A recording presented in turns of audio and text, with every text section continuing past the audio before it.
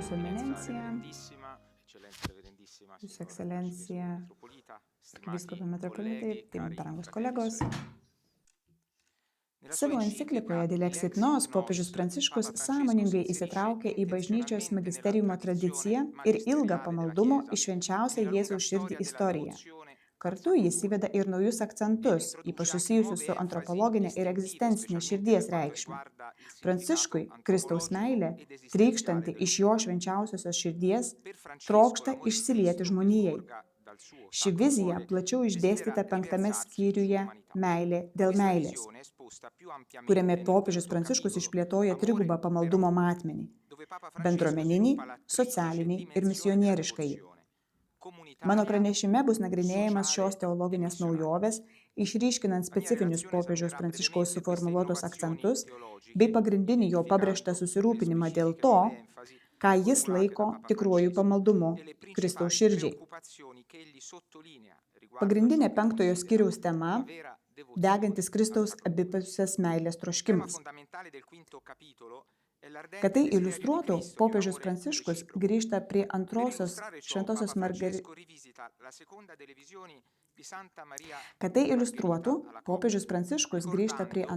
Šventosios Margaritos Marijos Alakok regėjimų, primindamas Viešpaties skundą dėl plintančių žmonijos abejingumo ir nedėkingumo jo beribei meilei motyvo, kurį anksčiau naudojo popiežius Pijus XI, pabrėždamas visuotinę žmonijos pareigą atsiteisti.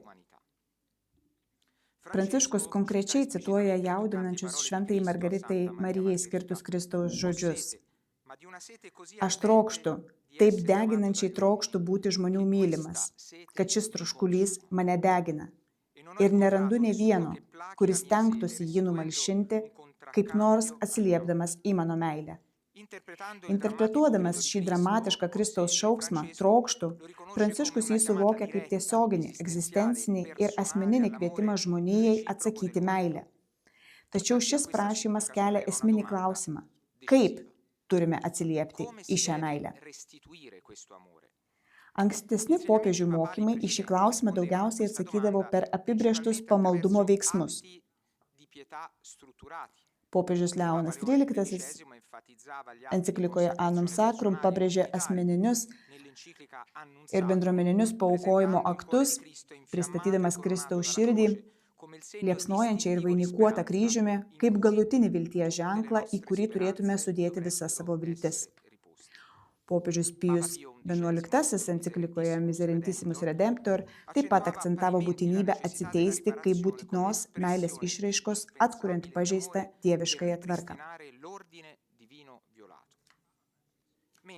Nors popiežius Pranciškus vertina šiuos tradicinius elementus, jis toliau plėtoja švenčiausiosios širdies dvasingumą.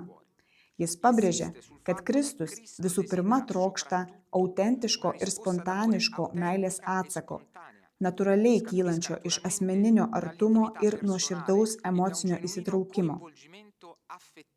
Jo manymu, vien struktūruoti pamaldumo veiksmai negali visiškai numalšinti Kristaus tikros širdžių bendrystės troškulio, jei juose trūksta vidinės nuoširdumo dvasios, apie ką ir kalbama Dilexit Nos 164-166 skyreliuose. Taigi, nors Pranciškus lieka ištikimas Leono XIII pamatiniai minčiai, kad pamaldumas švenčiausiai širdžiai skatina mus atsakyti meilę į meilę, jis sustiprina šios išraiškos praktinį ir santykinį matmenį. Cituodamas Švento Jono žodžius, ne tai, jog mes pamilome Dievą, bet jis pirmas mus pamilo. Pranciškus visoje Dilexit Nos nuosekliai pabrėžia, kad esame jau mylimi dar prieš patys pamildami. Cituodamas Kristaus žodžius, aš jūs mylėjau. Jūs aš draugais vadinu. Popiežius primena, kad Kristaus širdis pirma mus pašaukia ir laukia mūsų laisvo bei nuoširdaus atsako. Tokia draugystė veda į meilę, kuri nebėra grindžiama pareiga ar formaliais veiksmais, bet laisvu ir tikru atsaku. Dievo meilės pirmumas tampa kertiniu popiežiaus Pranciškaus atnaujintos vizijos akmeniu. Kad pagrįstų šį esminį teiginį, jis vėl žvelgia į šventąjį raštą, aiškiai teigdamas, kad geriausias ir autentiškiausias atsakas į Kristaus meilę turi pasireikšti konkrečiais meilės darbais artimui. Turime dar kartą atsigręžti į Dievo žodį ir suvokti, kad geriausias mūsų atsakas į Jėzaus širdies meilę yra mylėti savo brolius ir seseris. Che la nostra migliore risposta all'amore del cuore di Cristo è amare i nostri fratelli e sorelle. Non c'è modo più grande per noi di restituire amore. Nėra didesnio būdo mums atsakyti meilę į meilę. La coerenza teologica interiore e la novità Iš Dilexit Nos, distintiva della visione di Papa 167. Dilexit Nos Ši vidinė teologinė dermė ir savitas popiežiaus Pranciškaus enciklikoje Dilexit Nos išreikštas vizijos naujumas čia tampa ypač aiškus. Kristaus troškulio negali numalšinti nei dvasinis pabėgimas, nei atskiri pamaldumo aktai. Reikia, kad visa mūsų būtis būtų suformuota jo meilės, įsikūnijančios konkrečiose savęs dovanojimo ir gailestingo tarnavimo artimui veiksmuose. Enciklikai plėtojantis darosi akivaizdu, kad popiežius Pranciškus abipusės meilės kvietimą pateikia didžiojo meilės įsakymo horizonte. Pamaldumas Kristaus širdžiai negali likti įrėmintas privačiame pamaldume ar vidinėme jausme. Jis neišvengiamai išsilieja tiems, kurie yra reikalingi pagalbos. Meilė Kristaus širdžiai ir meilė artimui yra neatskiriamos. Jos auga ir silpsta kartu. Šventasis raštas aiškiai išreiškia šį neišardomą ryšį. Kas nemyli savo brolio, kurį mato, negali mylėti Dievo, kurio nemato. Savo požiūrį pagrįsdama šventuoju raštu, Pranciškus perkelia dėmesį į socialinį pamaldumo švenčiausiai širdžiai matmenį, parodydamas, kad tai nėra mistinis atsitraukimas nuo pasaulio, bet laikysena iš esmės susijusi su evangeliniu imperatyvu mylėti artimą. Ši Dievo ir artimo meilės vienybė yra krikščioniškojo mokymo šerdis, apibendrinanti visą Mozės įstatymą. Popiežiaus pabrėžimas, kad tikėjimas turi pasireikšti konkrečia meilė kitiems, glaudžiai siejasi su ankstesniu magisteriumo mokymu. Popiežius Benediktas XVI enciklikoje Caritas in Veritate jau buvo išreiškęs mintį, kad meilė, kylanti iš vienybės su Dievu, yra ir bažnyčios socialinio mokymo kertinis akmuo. Popiežius Pranciškus iš naujo skubiai ir šiuolaikiškai aktualiai vėl pabrėžė šį prigimtinį ryšį tarp pamaldumo ir socialinės atsakomybės. Jis aiškiai teigia, kad pamaldumas švenčiausiai širdžiai nėra vienasmeninis ar introspektyvus, bet ugdo tikinčiuosius gyventi artimo meilės ir tarnystės gyvenimą. Šioje šviesoje popiežius Pranciškus enciklikoje Dilexit Nos pateikia integralesnę pamaldumo švenčiausiai širdžiai viziją, kuri glaudžiai dera su dvejopų biblinės meilės įsakymu. Ir todėl sujungia kontempliaciją su veikimu. Kristaus troškulys būti mylimam tikrai išsipildo tada, kai jo mokiniai neša tą meilę į pasaulį konkrečiais gailestingumo darbais, socialiniu teisingumu ir įkūnyta jo pasigailėjimo liudijimo forma. Tuo pat metu popiežius Pranciškus paaiškina, kad tikra meilė mūsų broliams ir seserims negali kilti vien iš žmogaus pastangų ar etinio įsipareigojimo. Ji pirmiausia reikalauja mūsų širdžių perkeitimo, atsinaujinimo, kuris įmanomas tik per dieviškąją malonę. Pats Kristus sako, nuo manęs atsiskyrę, jūs negalite nieko nuveikti. Jo žodžiai primena, kad autentiška meilė nėra žmogaus savarankiškai sukuriamas pasiekimas, bet artimos bendrystės su Kristumi vaisius. Šiame kontekste pamaldumas švenčiausiai širdžiai iškyla kaip dvasinė ugdymo forma, per kurią tikintieji palaipsniui suformuojami pagal Kristaus meilę. Popiežius cituoja karštą maldą. Jėzau, padaryk mūsų širdį panašią į tavo. Tik pirmiau dieviškos meilės suformuota širdis gali tapti jo meilės įrankiu. Be šio perkeitimo žmogaus širdis išlieka šalta ir autoreferentiška, užsisklendusi tik savyje, tiek Dievui, tiek artimui. Kaip teigia popiežius Pranciškus, pati mūsų širdis turi būti pirmiau perkeista Kristaus širdies meilės ir švelnumo. Tik tada ji geba atpažinti kiekvieno žmogaus neliečiamą orumą, ypač ypač pažeidžiamiausiųjų. Ši nuostata tapo išskirtiniu senosios krikščioniškosios artimo meilės bruožu, kuris sukėlė revoliucinį lūžį žmonijos istorijoje. Šis naujas principas žmonijos istorijoje pabrėžiantis, kad asmenys yra dar labiau verti mūsų pagarbos ir meilės, kai jie yra silpni, paniekinti ar kenčiantys, net praradę žmogišką pavidalą, pakeitė pasaulio veidą. Tas pats principas tebėra veiksmingas ir šiandien. Tapdami jo meilės skleidimo įrankiais, leidžiame pamaldumui švenčiausiai širdžiai įvykdyti savo tikrąjį tikslą – suvienyti dvasingumą ir tarnystę artimui. Tokiu būdu meilė, kurią gauname iš Kristaus širdies, tampa lemiama jėga kuriant teisingumą, solidarumą ir taiką pasaulyje.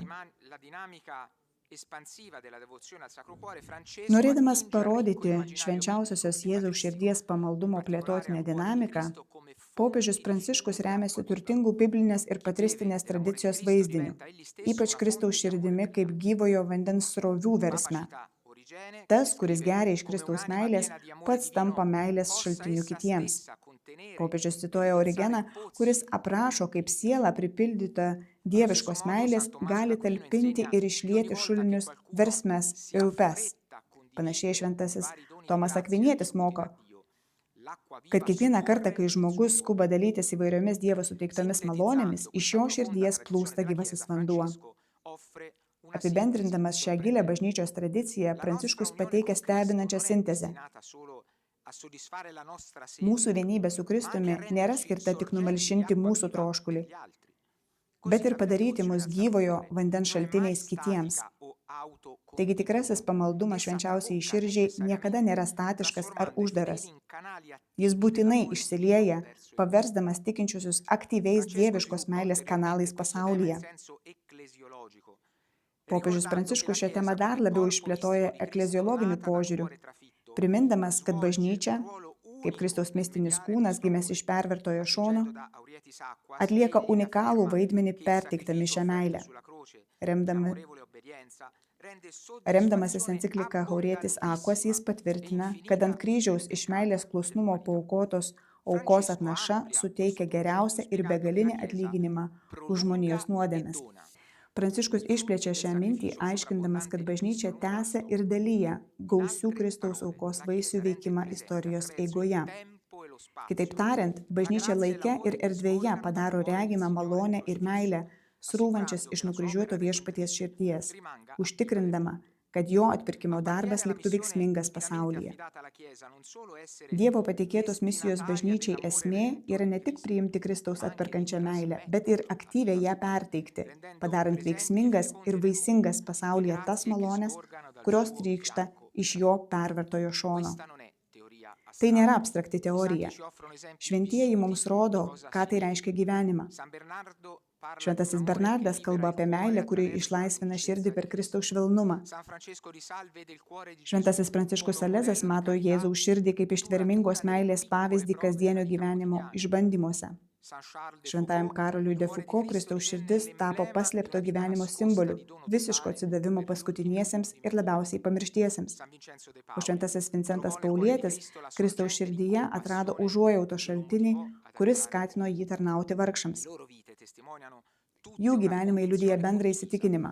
Autentiškas atsakas į Kristaus meilę visuomet tampa regimas per aktyvią artimo meilę, per gyvą atsaką į kvietimą meilę atsilyginti už meilę. Šia prasme pamaldumas švenčiausiai širdžiai yra gyvybingas bažnyčios atsinaujinimo šaltinis. Suvienydamas tikinčiuosius su Kristaus meile, šis pamaldumas įgalina juos veikti pasaulyje su jo mylinčia širdimi. Popiežiui Pranciškui šis pamaldumas yra meilės mokykla, kurioje mokiniai ugdomi tapti gyvais Kristaus gailestingosios meilės tęsėjais pasaulyje. Kadangi turime mažai laiko, truputėlį praleisiu savo pranešimo, kurį visą galėsite paskaityti publikacijoje. Popiežiaus Pranciškaus enciklika Dilexit Nos aiškiai tęsė jo pirmtakų magisterinį mokymą ir turtingą švenčiausiosios širdies pamaldumo istorijos tradiciją. Tuo pat metu ji pateikia naujų teologinių perspektyvų ir pastoracinių impulsų tiesiogiai atliepiančių į šiuolaikinio pasaulio egzistencinius, socialinius ir misionieriškus iššūkius. Tai nėra vien paprastas tradicinio pamaldumo patvirtinimas, o veikiau kvietimas žengti ypatingų kelių į asmeninį susitikimą su pačiu Kristumi. Susitikimą, kuris atnaujina, gydo ir siunčia. Kaip rašo popiežius Pranciškus paskutinėse savo enciklikos eilutėse, iš Kristaus šono žaizdos ir toliau teka ta upė, kuri niekada neišsenka, neišnyksta, kuri vis iš naujo atsiveria tiems, kas nori mylėti. Tik jo meilė atveria naujos žmonijos galimybę.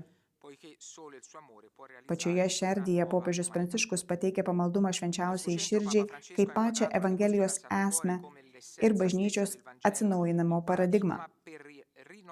Tikrai nėra vien tolimos praeities reliktas, o ši pamaldumo forma išlieka dinamiška ir gyvybinga tikrovė, kurioje Kristaus širdis atskleidžia Evangelijos pilnatvę. Iš šios pagrindinės intuicijos Dilexit Nos išskleidžia 5 pagrindinės teologinės dimensijas, kurios gilina švenčiausiosios širdies prasmę bažnyčios gyvenime ir jos misijoje šiandienos pasaulyje. Pirmoji – širdis kaip teologinės antropologijos centras. Viena svarbiausių Dilexit Nos įžvalgų yra širdies kaip ontologinio branduolio ir giliausios žmogaus asmens šerdies sampratos atgaivinimas. Remdamasis biblinę ir senovės graikų tradiciją, popiežius Pranciškus patvirtina, kad širdis yra žmogaus asmenybę integruojantis centras. Antras – kristologinė ir bažnytinė švenčiausiosios širdies reikšmė. Dilexit Nos dar kartą patvirtina, kad pamaldumas švenčiausiai širdžiai yra iš esmės kristocentriškas ir dogmatiškai įsišaknijęs Kristaus dieviškosios ir žmogiškosios prigimties hipostatinėje vienybėje. Jėzaus širdis nėra garbinama kaip izoliuotas organas, bet kaip gyvas jo viso asmens simbolis. Trečia. Atsiteisimas kaip dalyvavimas Kristaus atpirkimo misijoje. Vienas iš ypač išskirtinių enciklikos aspektų yra popiežiaus Pranciškaus naujai suformuluota atsiteisimo doktrina. Jei ankstesnis magisterijo mokymas, ypač Miserentissimus Redemptor, kalbėjo apie atsiteisimą pirmiausia kaip už atliekamą nuodėmės išpirkimą, tai Pranciškus pateikia gilesnį požiūrį. Tikrasis atsiteisimas jo akimis nėra vien dieviškojo teisingumo atstatymas, bet troškimas, kad Kristaus meilė dar pilniau pasiektų pasaulį. Ketvirtas. Švenčiausioji širdis ir socialinis meilės matmuo. Popiežiui Pranciškui pamaldumo švenčiausiai širdžiai ir bažnyčios socialinė misija yra tarsi dvi to paties medalio pusės, kurios viena kitą apšviečia. Tikroji meilė Kristui pilniausiai pasireiškia meilėje artimui. Geriausias atsakas į jo širdies meilę yra meilė mūsų broliams. Šis įsitikinimas susišaukia su Benedikto XVI enciklika Deus Caritas Est. Paskutinis punktas – švenčiausioji širdis kaip misionieriško dinamizmo šaltinis. Šioje vietoje kelias dar labiau atsiveria į išorę. Tie, kurie atsigręžia į Kristaus širdį, nelieka stovėti vietoje. Jo meilė juos skatina veikti. Evangelizacija neprasideda nuo sąvokos, bet kai širdis paliečia ir įžiebia Kristaus meilę. Ši misionieriška vizija puikiai dera su garsiuoju popiežiaus Pauliaus VI teiginiu: šiandienis žmogus mieliau klauso liudytojų, ne mokytojų. Apibendrinant galima teigti, kad popiežiaus Pranciškaus enciklika Dilexit Nos pagilina ir išplečia bažnyčios magisteriumo supratimą apie pamaldumą švenčiausiai Jėzaus širdžiai.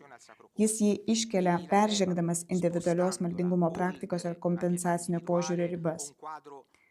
Vietoj to, popiežius naujai pristato švenčiausiai širdį kaip privilegijuotą teologinę erdvę, kurioje susitinka antropologija, kristologija, ekleziologija, etika bei bažnyčios socialiniai ir misionieriški pašaukimai.